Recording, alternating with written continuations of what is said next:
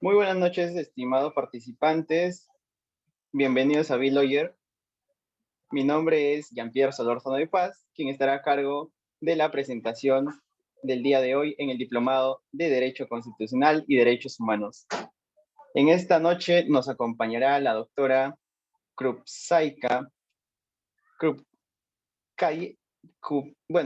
Luz Ugarte Boluarte, con el tema de derechos humanos de las minorías y de las personas con discapacidad. La doctora Krupskaya Rosa Luz Ugarte Boluarte es abogada doctora por la Universidad Carlos III de Madrid, España. Es magíster por la Universidad Carlos III de Madrid, España, con mención en Derechos Fundamentales. Es docente titular de la Cátedra de Derechos Humanos y Derecho Internacional Público de la Facultad de Derecho y Ciencias Políticas de la Universidad Nacional Mayor de San Marcos.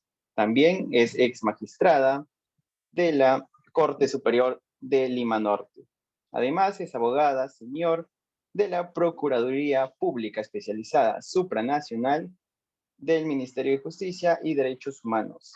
También ha sido abogada encargada de la carpeta de la Corte Interamericana de Derechos Humanos, consultora en derechos humanos, conferencista nacional e internacional en temas de especialidad, entre otros.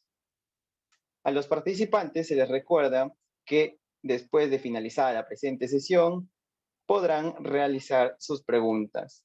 También recordarles a los interesados en adquirir la certificación por el Colegio de Abogados de Huánuco, pueden inscribirnos al interno de nuestras redes sociales o al interno de nuestra plataforma de Zoom.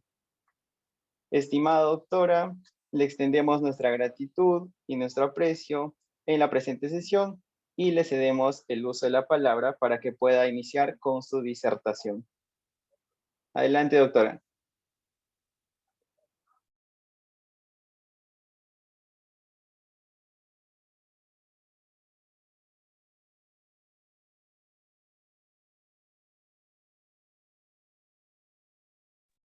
No hay audio.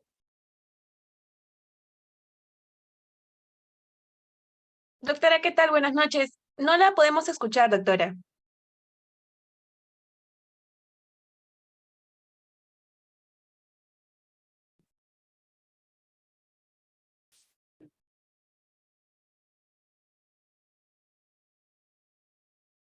No, doctora, no la podemos oír. Quizá es por el tema de sus audífonos.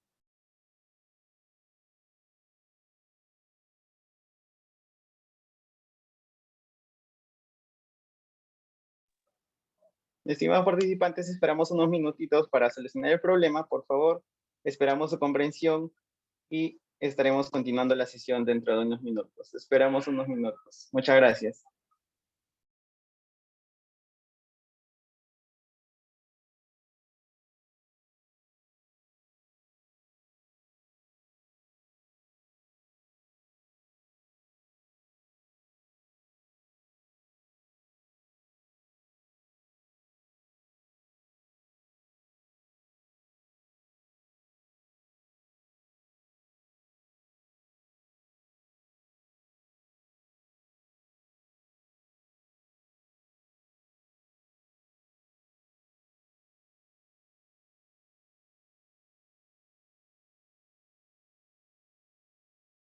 Estimados participantes, en breve retomaremos la sesión. La doctora está tratando de solucionar el inconveniente con el audio.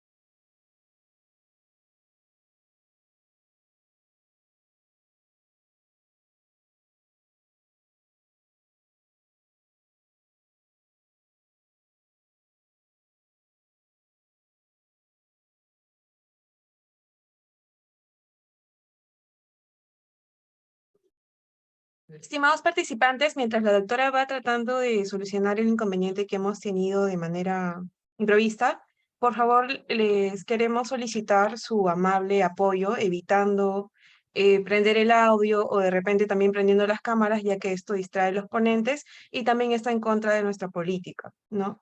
El respeto hacia los que también se encuentran presentes y también hacia el ponente, ¿no? Cabe precisar, reiterando ello, que no está habilitado, no está permitido que ustedes puedan prender su audio y su cámara.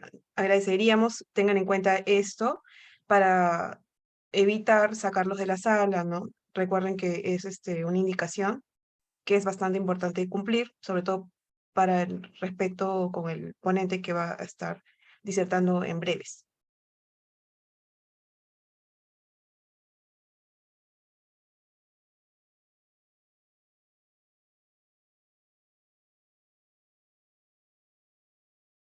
Doctora, sí está habilitada para poder hacer uso de tanto el video como del micrófono.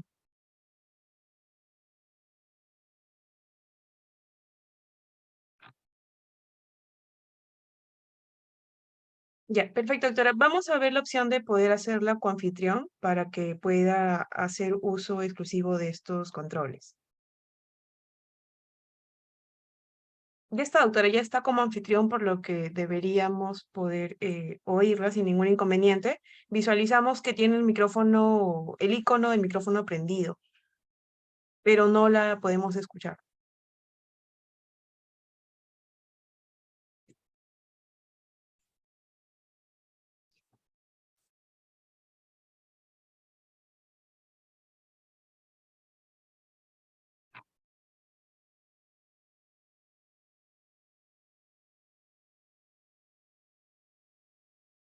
Sí, doctora, no hay ningún inconveniente, la esperamos.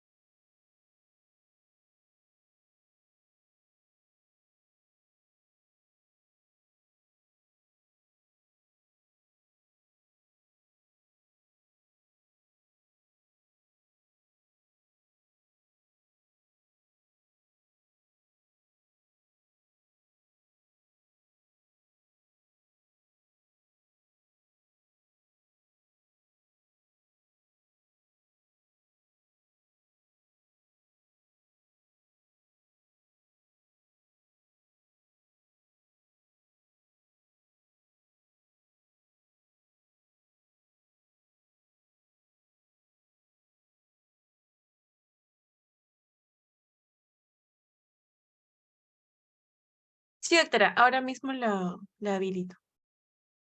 Está también como confitrión, doctora, en ambas cuentas. ¿Me escuchan ahora? Sí, A ver, ¿ahora me escuchan, por favor? sí, doctora, la escuchamos. Ya, vale. A ver, bueno, en primer lugar, son temas de tecnología, pero bueno, también la tecnología nos permite tener la imagen con la computadora y tener el sonido o el audio por el celular. Quería decirles, en primer orden, agradecerles la invitación al Colegio de Abogados de Huánuco y al grupo de estudio B. Lawyer. Muchas gracias y para mí es de alto honor compartir esta hora con ustedes frente al tema que me han propuesto. Voy a compartir una lámina. A ver, compartir. Y ustedes me confirman, por favor, si me están... A ver, un ratito. ¿Pueden ver? Sí, doctora, sí se logra visualizar. Sí se puede ver, ¿no? Ya. El tema es que ahora como los tengo por acá, me voy a poner el audífono para escucharles bien. ¿Pueden confirmar, por favor, que me están oyendo, por favor? Perfectamente, doctora. Ya. Sí se le logra escuchar. Muy bien. Pues bien, a ver, había preparado esta lámina en atención al tema que ustedes querían que trabaje la Convención sobre los Derechos de las Personas con Discapacidad. Sin embargo, antes de ingresar al tema en concreto, yo quiero también con ustedes compartir una introducción, ¿no? Es decir, y aquí quiero compartir otra lámina para que ustedes puedan tener un poco el orden de la secuencia de nuestra reunión de hoy. Si ustedes tienen al frente,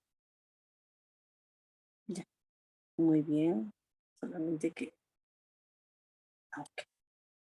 Voy a agrandar esto para sentirme cómoda.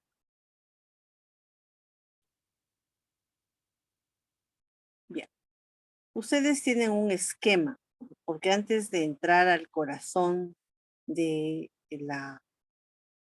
del tema en sí, del tratado en el sistema universal, es importante entender. Quiero agrandar, pero a ver un ratito, dije. Bueno, se ve, ¿verdad? Lo importante es que se ve. Sí, doctora. Ya, ok. Entonces, ustedes tienen al frente un esquema. Hablar de la Convención de Discapacidad es circunscribirnos en el Sistema Universal de Protección de los Derechos Humanos.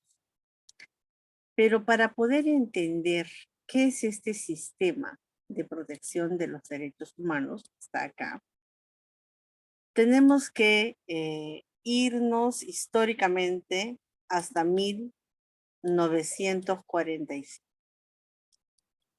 Casi a mitad de siglo después de la Primera y la Segunda Guerra Mundial, los estados firmantes de la Carta de las Naciones Unidas, que son entre 50 y 51 estados, incluido el estado peruano, habían decidido crear una nueva organización denominada la Organización de las Naciones Unidas. Esta organización internacional o organismo internacional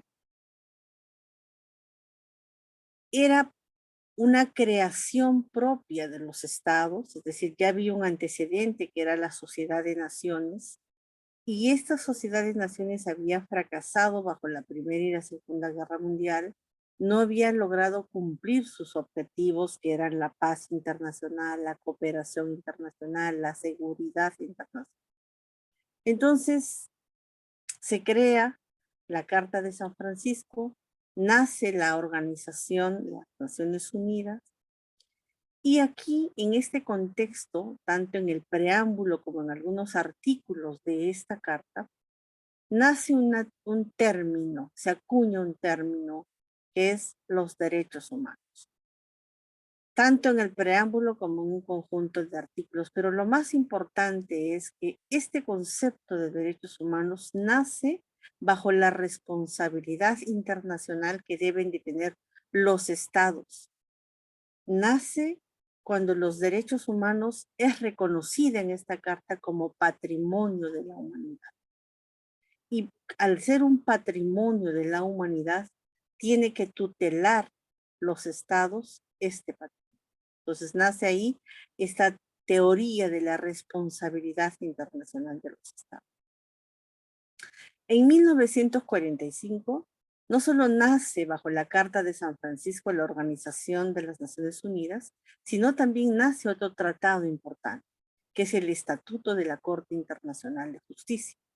Y un poco nos circunscribimos aquí, porque para poder entender cuáles son los sujetos de este derecho internacional de los derechos humanos que están naciendo en 1945 a la luz de este tratado, que es la Carta de San Francisco, si bien los estados eran sujetos del derecho internacional, es decir, los estados podían relacionarse entre otros estados a través de tratados.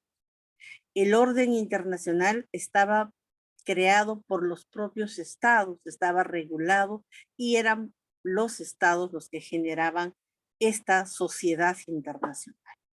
Sin embargo, también los estados, bajo la necesidad de problemas que podían ser repetitivos en diferentes estados ricos o pobres, necesitan crear otras instituciones.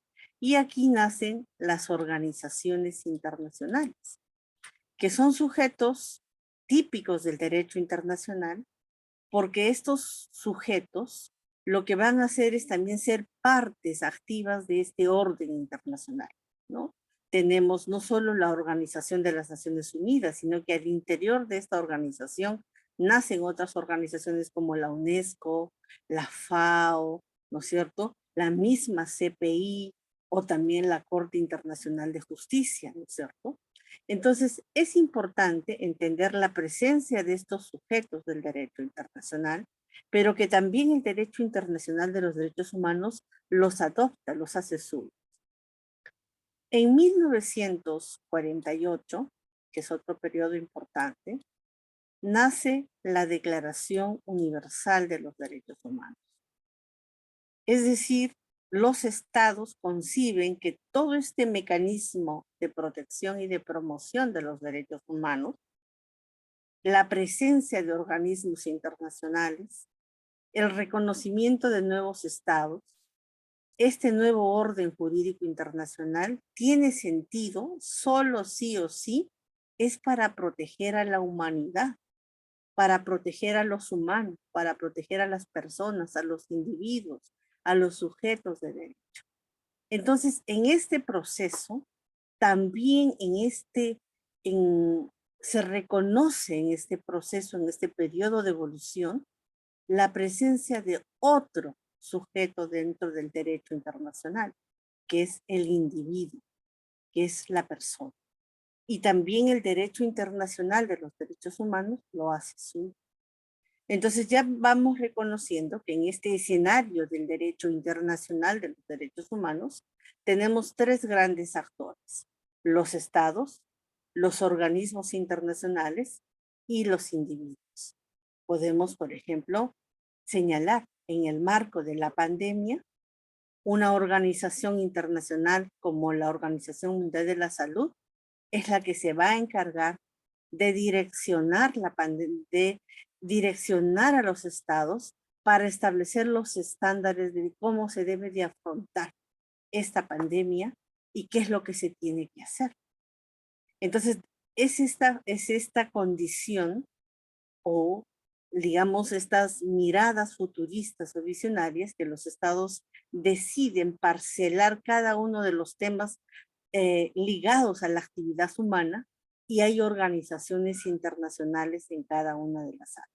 Por ejemplo, hoy se habla de que tenemos más de 300 organizaciones internacionales que estudian el cambio climático, el tema de la seguridad internacional, el tema de la salud, patrimonio cultural, el tema de la agricultura, es decir, hay un conjunto de organizaciones que están vinculadas a la actividad humana. El 2013 leí un artículo que decía un nombre de una científica norteamericana que era la representante de la Tierra para contacto alienígena. Y esta era una funcionaria de las Naciones Unidas, ¿no?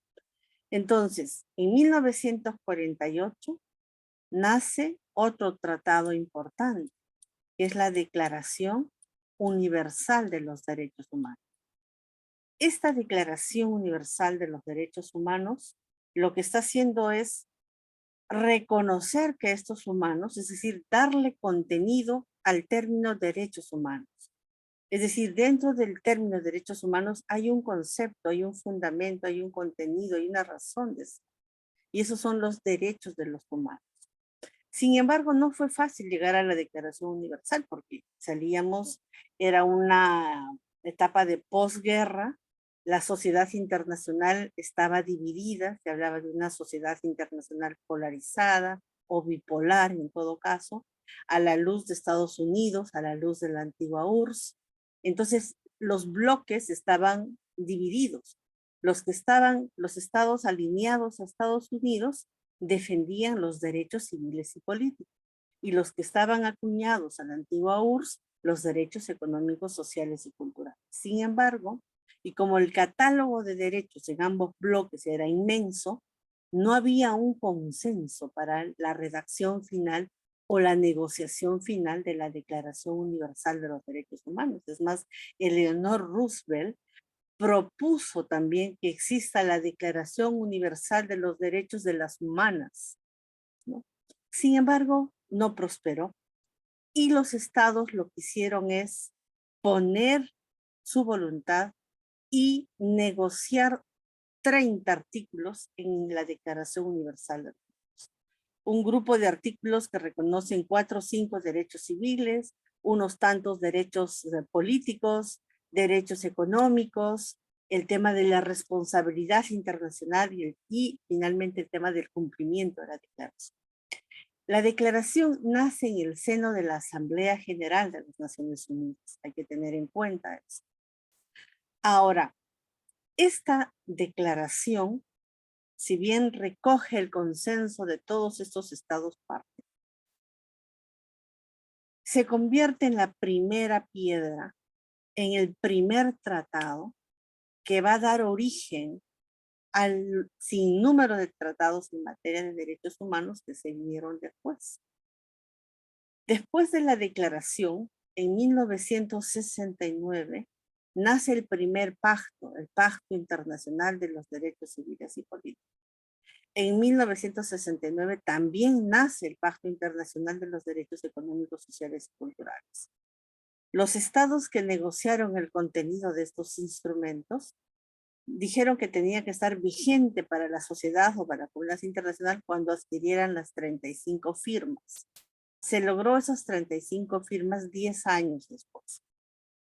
Entonces vemos que en 1969 nacen 2 pactos.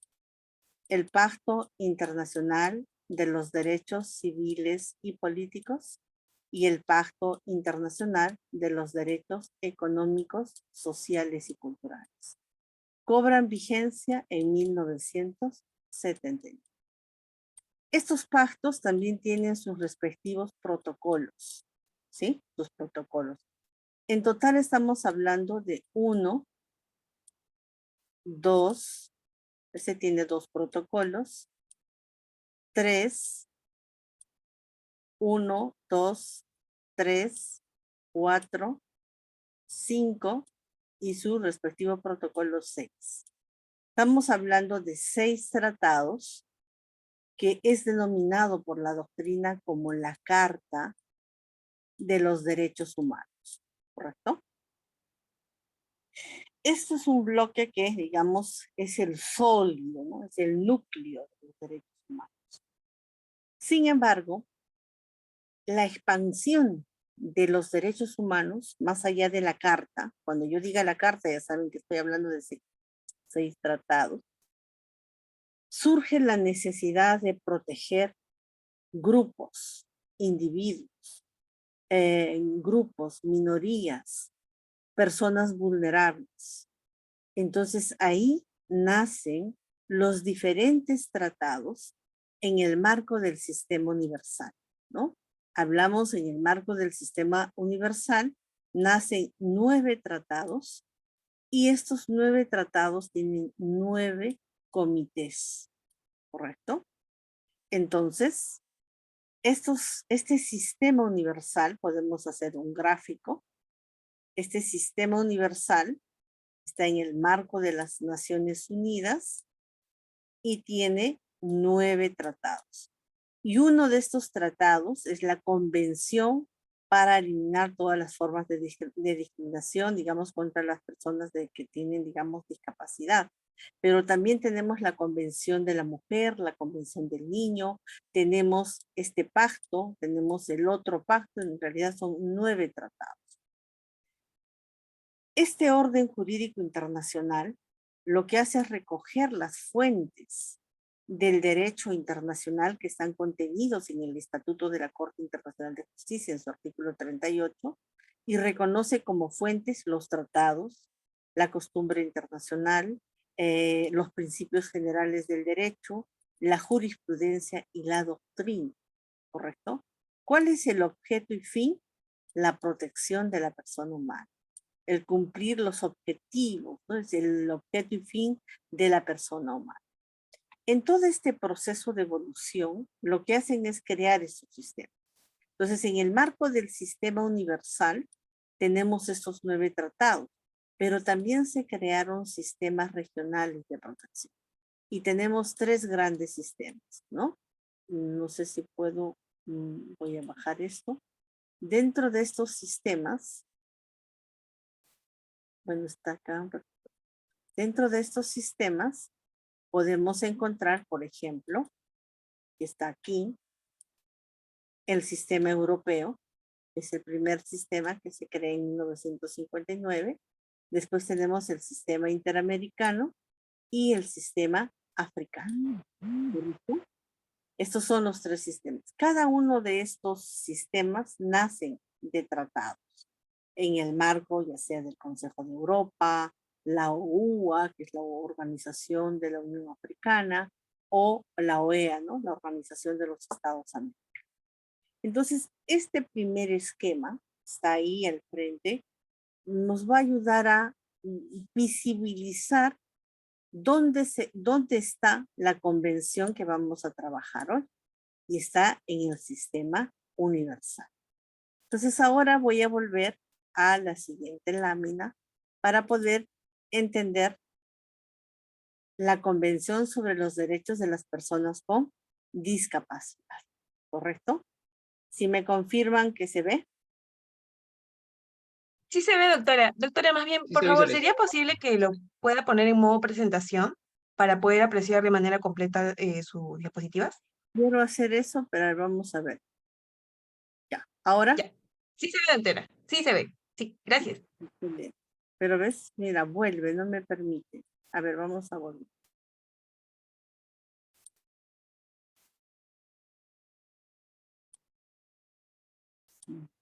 Doctora, aquí sí lo vemos de manera completa. ¿Sí De lo ven? repente en su Ah, laptop les... Sí, sí, sí, lo podemos ya, ver, doctora. perfecto. Ok. En mi máquina parece chiquita, pero bueno. Bien, entonces ya vamos a pasar a la siguiente. Esta es un poco la estructura de la... Para pasar... A ver, un ratito. ¿Cómo hago para pasar de lámina acá? Doctora, la tecla o la flechita es hacia la derecha e izquierda para que avance y retroceda. No, no me deja. A ver, ahí está. Doctora, cuando usted también presentaba en la parte de abajo, al lado izquierdo aparecen unos controles. Ujú. Ahora sí, ¿no? Sí, sí se puede ver. Ok. Sino que, ¿sabes qué pasa? Un poquito. Me tapa la visibilidad, pero bueno, ya estamos acá. Entonces, estos tratados en el marco de las Naciones Unidas, de lo que estamos viendo, que es el sistema universal, podemos mencionar, ya trabajamos el tema del Pacto Internacional de los Derechos Humanos, el Pacto Internacional de los Derechos Económicos, Sociales y Culturales, la Convención Internacional sobre todas las formas de discriminación racial, la Convención sobre la eliminación de todas las formas de la discriminación contra la mujer, que es el CEDAW, y son, como ven, ahí ya tenemos 4 tratados, y aquí tenemos los otros, ¿no? La Convención contra la Tortura, la Convención sobre los Derechos del Niño, la Convención Internacional sobre la Protección de los Derechos de los Trabajadores Migratorios y sus familiares, y la 8ª es la Convención sobre los derechos de las personas con discapacidad, ¿no? Ahí se circunscribe el tema que nosotros vamos a trabajar. Es importante también entender que cuando hablamos de este derecho internacional de los derechos humanos, entiéndase sistema universal, sistema regional de protección, la puerta de ingreso de estos tratados es el artículo 55 de nuestra Constitución Política del Estado, ¿correcto? Y la cuarta disposición transitoria, ¿no? Eso es importante, es decir, entran y se recibe entran por estos artículos y obviamente se le genera un marco legal nacional para que se convierta en derecho válido, vigente en territorio nacional. También nosotros en nuestra Constitución podemos identificar el catálogo de los derechos, que está en el artículo 2, y ahí vamos a ir identificando algunos en los que, por ejemplo, podemos evidenciar en este inciso 2, ¿no es cierto?, de la Constitución Política, cuando dice que toda persona tiene derecho a la igualdad ante la ley, ¿no? Asimismo, la persona con discapacidad a causa de una deficiencia física o mental tiene derecho al respeto de su dignidad y a un régimen legal de protección, atención, readaptación y seguridad. Entonces, nuestra Constitución también establece, digamos, una cláusula, un determinado artículo, donde podemos identificar la necesidad de proteger a un grupo de personas en una condición de vulnerabilidad. Aquí está el artículo 55 de nuestra Constitución, dice: los tratados celebrados por el Estado y en vigor forman parte del derecho nacional. Y la cuarta disposición transitoria, donde dice las normas relativas a los derechos y a las libertades que la Constitución reconoce se interpretan de conformidad con la Declaración Universal de los Derechos Humanos y con los tratados y acuerdos sobre las mismas materias ratificados por el Perú. Siempre tener presente que cuando se habla de la ratificación estamos hablando de la obligación, ¿no? Es decir, en el proceso, digamos, de negociación de un tratado, nos vamos a encontrar con la firma y después de la firma con la ratificación. La costumbre en este tipo de negociaciones se establece que más o menos entre la firma y la ratificación transcurre un año, pero hay algunos estados también que firman y ratifican en el mismo acto, ¿no? Entonces, la que te genera obligación internacional es la ratificación. Cuando un estado ha ratificado, no estamos hablando de gobierno, porque pueden ser gobiernos totalmente diferentes, hablamos de estados. Cuando el estado ratifica, entonces ahí se está generando esa obligación internacional. También, si revisamos el nuevo Código Procesal Constitucional, tiene un libro específico donde habla de la jurisdicción internacional. Este ha sido modificado el año pasado y recoge varios aspectos importantes. Claro que habría que, si analizamos al preciso, hay muchas observaciones. Por ejemplo, cuando ustedes leen este artículo, no sé si sigue siendo el 114, pero está entre el 116 por ahí, reconoce, solamente nos habla de los comités de Naciones Unidas, ¿no? Por ejemplo, si ustedes ven acá, casi literal lo mismo, ¿no? Dice el Comité de Derechos Humanos de las Naciones Unidas, es decir, se está refiriendo a un órgano del tratado. Y el Comité de Derechos Humanos de las Naciones Unidas es el comité que va a vigilar el cumplimiento del Pacto Internacional de los Derechos Civiles y Políticos. La pregunta es, ¿y dónde quedan los otros 8 comités? Entonces aquí podemos estar viendo, ¿no es cierto?, una ausencia, ¿no?, de 8 comités, incluido el Comité del Tratado de Discapacidad.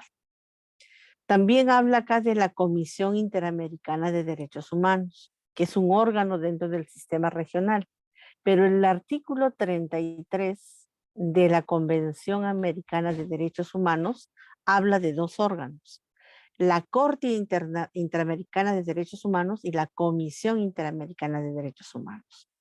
En el caso de la comisión, su último documento que va a elaborar en el proceso internacional es una recomendación. Y como su nombre lo dice, la recomendación es un derecho blando, es un soft law, ¿no? Derecho blando. Sin embargo, la Corte Interamericana emite una sentencia y las sentencias, sean de tribunales internacionales o supranacionales, tienen la característica de que son definitivas, inapelables, ¿no es cierto? Y no pueden plantear ningún recurso contra ellas. Sin embargo, en este capítulo, en este artículo de jurisdicción internacional, se hace mención a la comisión y no se hace mención al otro órgano, ¿no? Entonces, hay algunos vacíos o algunas ausencias groseras en la redacción de este artículo, o por una omisión voluntaria, o por una, no quiero pensar que la comisión que ha redactado esto no sabe lo que estamos hablando, ¿verdad?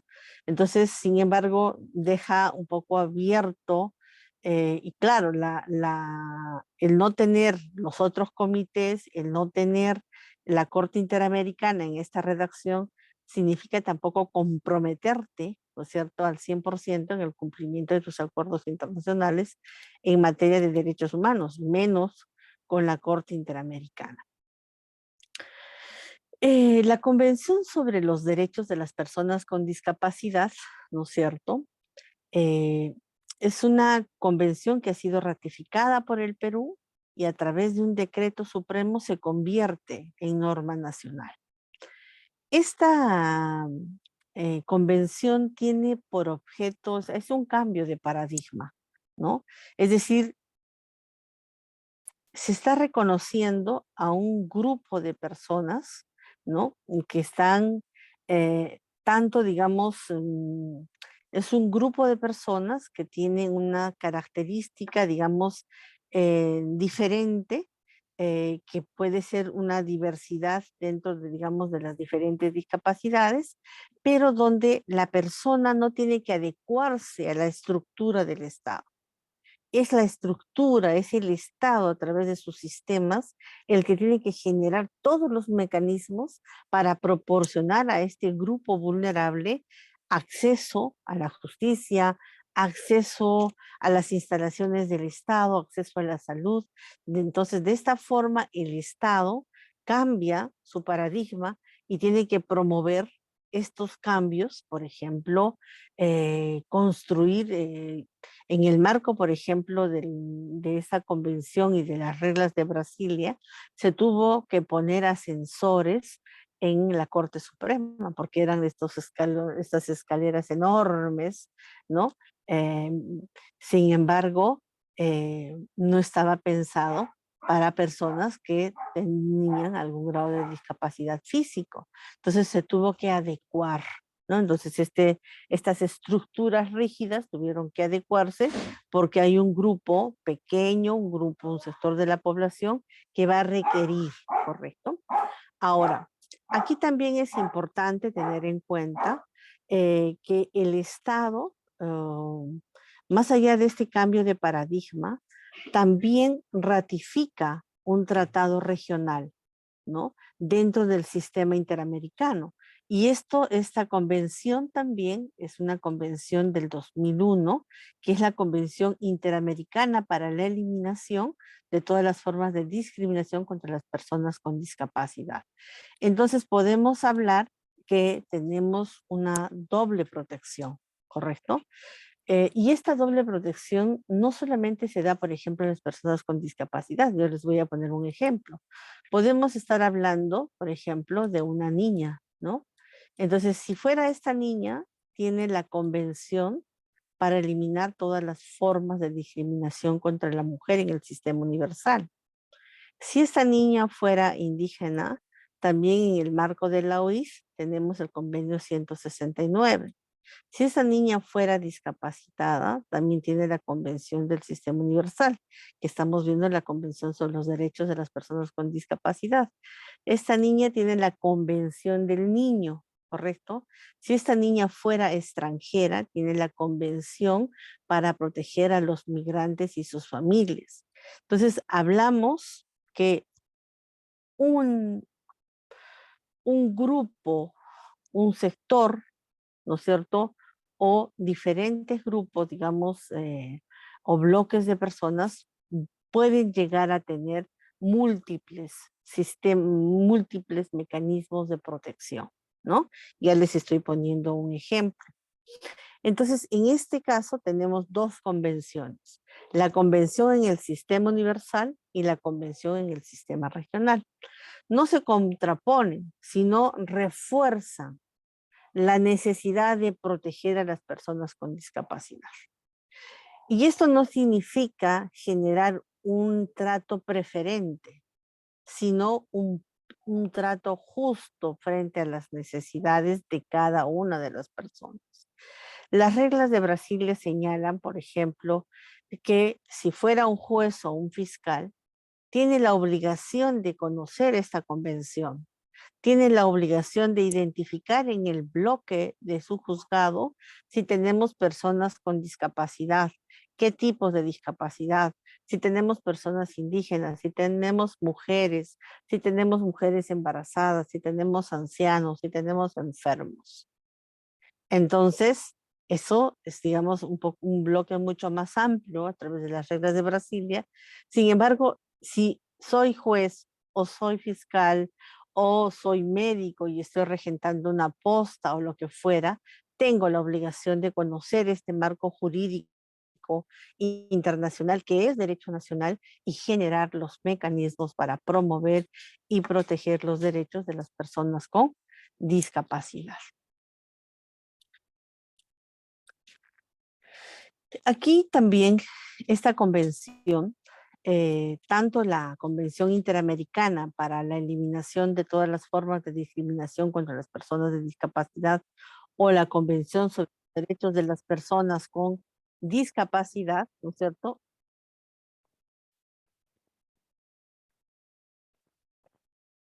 ¿Me escuchan, por favor? Entró una llamada. Estas personas con derechos de las personas con discapacidad, ambas no han definido los conceptos, por ejemplo, de discapacidad mental o intelectual, sino lo que han señalado de forma genérica es el concepto de discapacidad.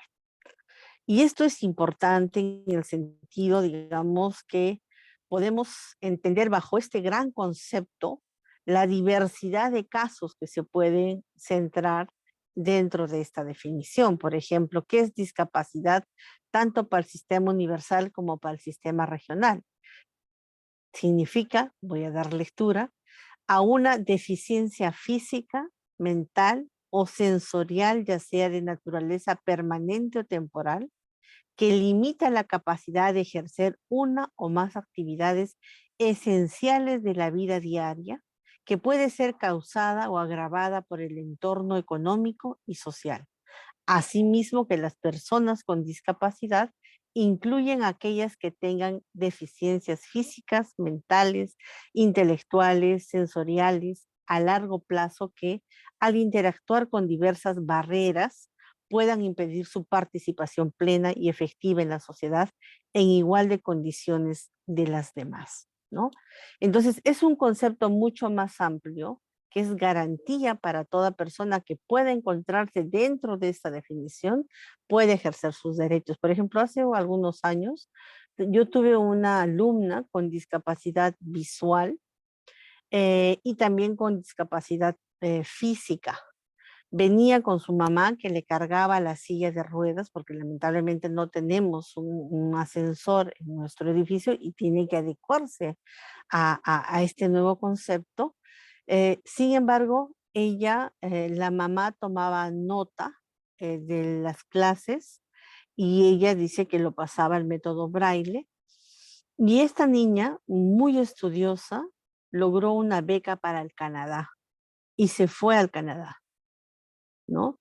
Y se fue a hacer un intercambio al Canadá y ella tenía todos los mecanismos garantizados para continuar allá, tenía la residencia universitaria, o sea, nunca fue un impedimento para ella, sus discapacidades, sino más bien fue un punto, digamos, de empuje, de auge para continuar adelante, ¿no? Entonces, hay otros estados que, digamos, tienen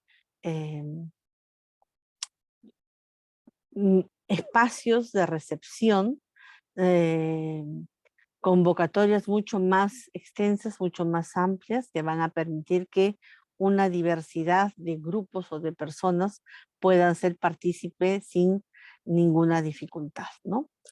Entonces, este concepto, ¿no es cierto?, de discapacidad que hemos dado lectura es un concepto amplio. Ahora, la convención, vamos a, un poquito voy a resumir ya para culminar, por favor, porque tengo clases y me están llamando. La Convención sobre los Derechos de las Personas con Discapacidad, lo que van a buscar es generar una conciencia a nivel de los estados y que estos estados al interior en sus estructuras, en sus diferentes estructuras, puedan visionar o visibilizar que dentro del bloque de las personas, en varones o mujeres, hay una diversidad de personas. Y estas tienen diferentes tipos de discapacidades. Y el Estado tiene que estar preparado para proporcionar educación, asistencia de salud o generar mecanismos, ¿no?, para que estas personas puedan realizarse profesionalmente, puedan cumplir sus logros, sus metas. Cuando se crea la Declaración Universal de los Derechos Humanos, la finalidad era la felicidad de la persona, ¿no? Es decir, el Estado tiene que generar mecanismos, el cumplimiento o el gozo de los derechos, porque de esta forma vamos a poder materializar esta felicidad, este disfrute de cada uno de nuestros derechos. Pues muy bien. En el marco de estas convenciones, se han ido generando, por ejemplo, acuerdos también intergubernamentales entre estados o entre instituciones de diferentes estados. Por ejemplo, cuando nacen las reglas de Brasilia, son acuerdos que se hacen entre las cortes superiores o cortes supremas de los diferentes países, ¿no? Donde tienen el énfasis de puntualizar a los aspectos o algunos derechos que están contenidos en estas convenciones, ¿no? Reconocer grupos vulnerables para generarles mecanismos de protección y reducir la discriminación que puedan sentir, ¿no? Niños, niñas, mujeres indígenas, etcétera, ¿no? Entonces, generar accesibilidad, generar romper esas barreras, ¿no? Que estas personas se sientan iguales, pero no solamente una igualdad formal en derechos, sino que esta igualdad sea visible, ¿no? Y sea receptiva de parte del Estado, sus instituciones. Por eso es que también hay leyes específicas donde, digamos, hay una cuota de personas que tengan discapacidad, deben de tener trabajo, ¿no? Creo que esas cuotas deberían de ser un poco más amplias, porque no se cubre. El año 2005, 2007 se hizo un censo, ¿no?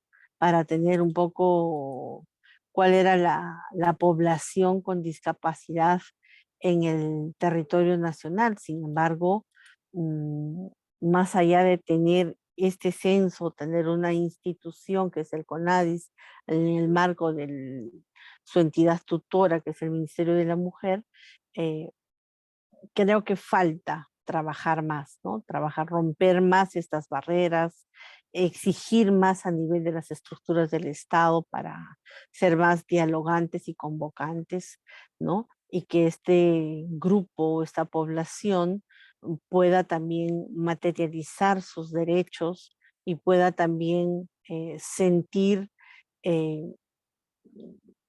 que la sociedad no es tan hostil ni que el Estado es tan hostil, ¿no? Sino que se están dando vías nuevas donde ellos también se integran, ellos también son parte de nuestra sociedad y tienen cierto reconocimiento a esa discapacidad natural, genética que pueda darse, pero que no lo va a disminuir dentro de el bloque de la sociedad, sino se le reconoce esa discapacidad, pero se le integra como uno igual, ¿no es cierto?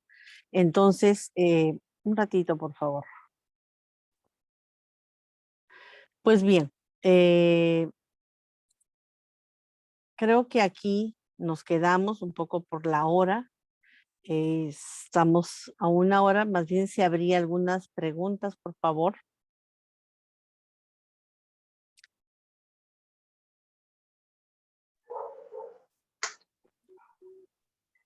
Muchas gracias, estimada doctora. De momento, hay una persona que tiene levantada la mano. Espero que pueda realizar la pregunta, a ver si le podemos habilitar el micrófono. Es Toin Villar.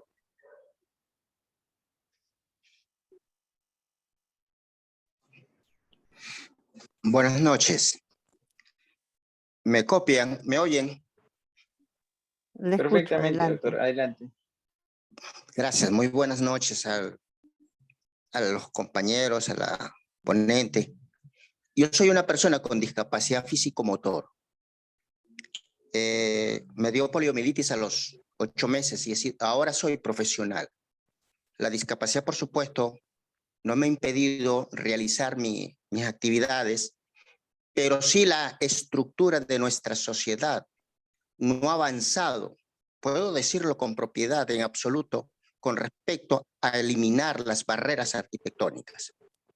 Dentro del campo de la discapacidad no solamente están las personas que son vulnerables, en el caso de los justiciables, los que tienen acceso a los servicios públicos, sino también las personas con discapacidad que prestamos ese servicio público. Es decir, por ejemplo, ¿cómo hacemos las personas con discapacidad visual como abogados y debemos prestar nuestro ejercicio profesional, porque dentro del campo de nuestros derechos constitucionales es el ejercicio profesional y la dedicación a nuestra profesión? ¿Cómo hago cuando soy una persona con discapacidad visual para acceder a los expedientes, a las copias de los expedientes, cuando la estructura de nuestros tribunales, y digo nuestros tribunales porque me imagino que sucede lo mismo en Perú, Bolivia, Chile y aquí en Venezuela, no cuentan las organizaciones, el Poder Judicial no cuenta con esas herramientas para darle esa facilidad del ejercicio profesional a la persona con discapacidad visual?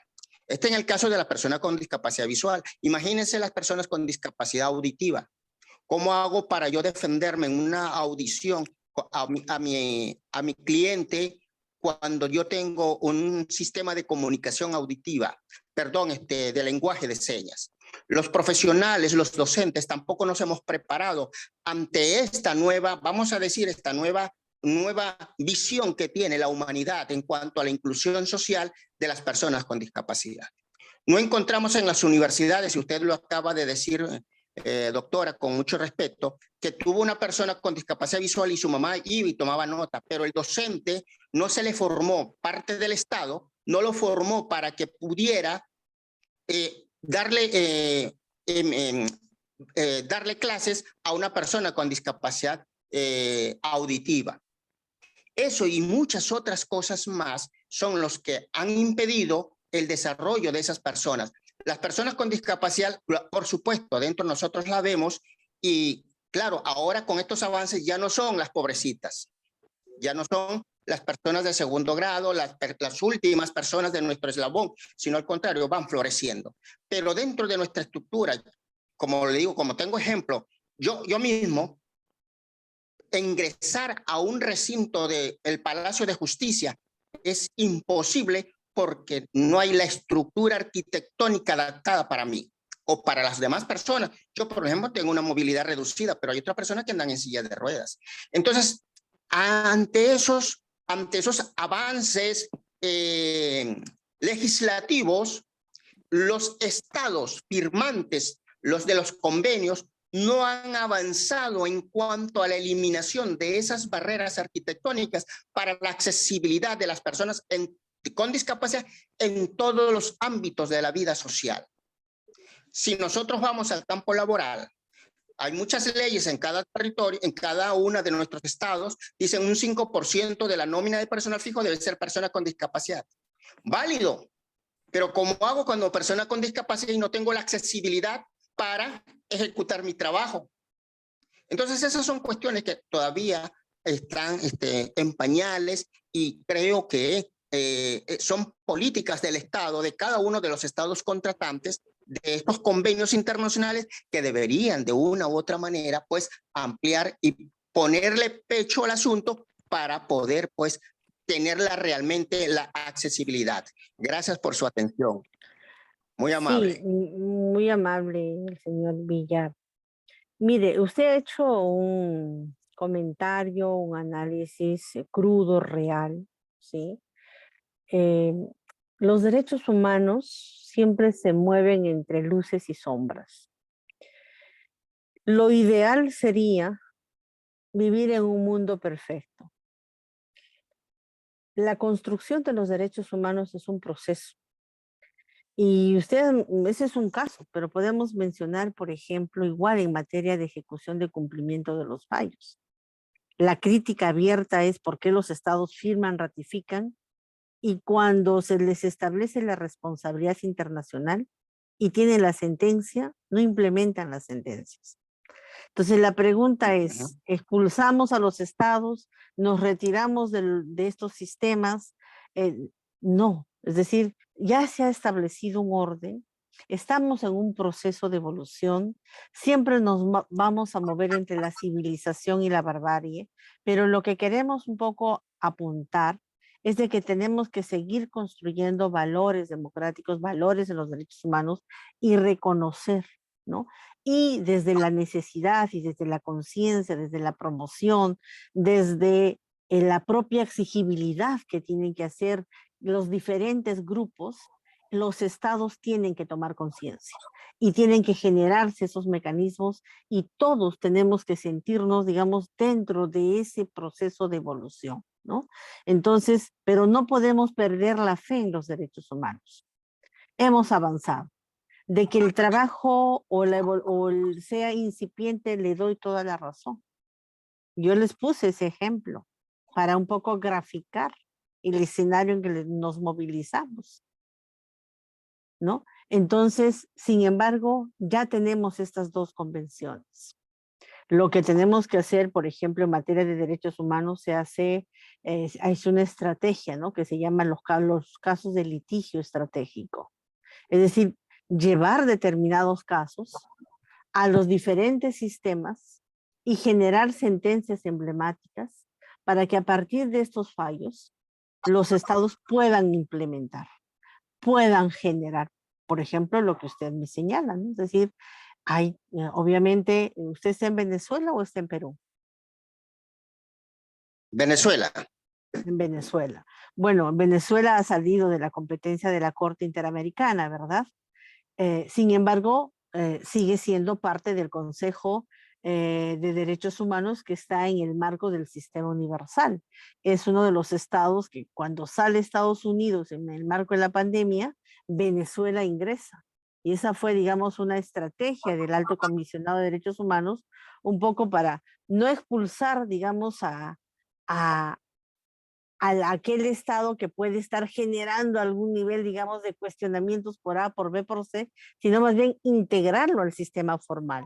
Entonces, Venezuela es parte del sistema universal, habría que revisar si ha firmado o ratificado este tratado y a partir de ahí generar esos casos de litigio estratégico y visibilizar cada uno de los casos para que de esta manera podamos evolucionar como sociedades. Pues bien, si habría otra pregunta más para no hacer esto un diálogo y Gracias. de nada, gracias.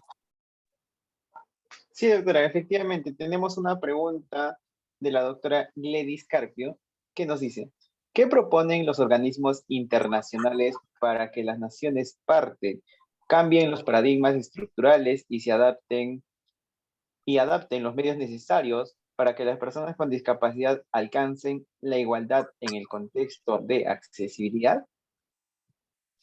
Bueno, uno de los puntos claves es que cuando los estados ratifican estos tratados, es tener órganos rectores a nivel nacional, más allá de la Constitución, que puedan establecer políticas públicas para favorecer y para eliminar o ayudar a eliminar todas aquellas barreras que de repente para nosotros no son visibles, pero para un sector de la población. Sin embargo, este trabajo también a nivel nacional es incipiente. Tenemos una entidad, pero que no abarca ni abastece digamos, ni cubre a toda la población con discapacidad. Tenemos niños, tenemos niñas, tenemos una población adolescente, una población juvenil, ancianos, enfermos, mujeres gestantes. Entonces, como sociedad, tenemos que establecer a nivel, digamos, de estas políticas públicas nacionales, crear entidades que realmente respondan a esas necesidades. Es decir, no solamente cumplir formalmente con tener CONADIS, por ejemplo, sino que CONADIS llegue a cada uno de los miembros de este sector y que puedan tener, por ejemplo, a nivel del aparato del Estado, a nivel del aparato de salud, educación o cualquier otro, puedan tener un acceso, ¿no? Diferenciado justamente por estas, digamos, discapacidades que puedan tener. Y también necesitamos una reforma a nivel del Código Civil, ¿no es cierto?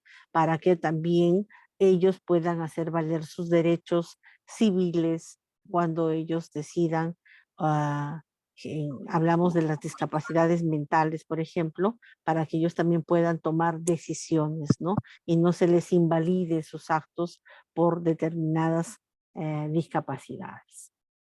En realidad creo que hay todo un trabajo, ¿no? Tomar mayor conciencia a nivel como sociedad, como ciudadanos, pero también el Estado tiene que ser tutor y más allá del cumplimiento formal con la recepción de esos tratados, tiene que generar mecanismos para operativizar las convenciones, ¿no? Estandarizar nuestro derecho nacional a cada una de estas convenciones. Pues bien, yo me tengo que retirar porque tengo clases, Jean-Pierre. Muchas gracias. Sé que el tema es amplísimo. Sin embargo, estoy para cualquier otra ocasión que ustedes requieran ampliar. Muchísimas gracias, estimada doctora. A nombre del ilustre Colegio de Abogados de Huánuco y todo el equipo de Bill le extendemos nuestro agradecimiento y gratitud por su participación en el presente diplomado. También esperemos Muchas contar en una gracias. próxima oportunidad con su Sí, participación. con mucho gusto y gracias por la invitación. Y bueno, cuando estén por Lima también visítenme por San Marcos y así que con mucho gusto. Ya, les mando un abrazo fuerte y bueno, gracias. Muchísimas gracias, doctora. Muy buenas noches.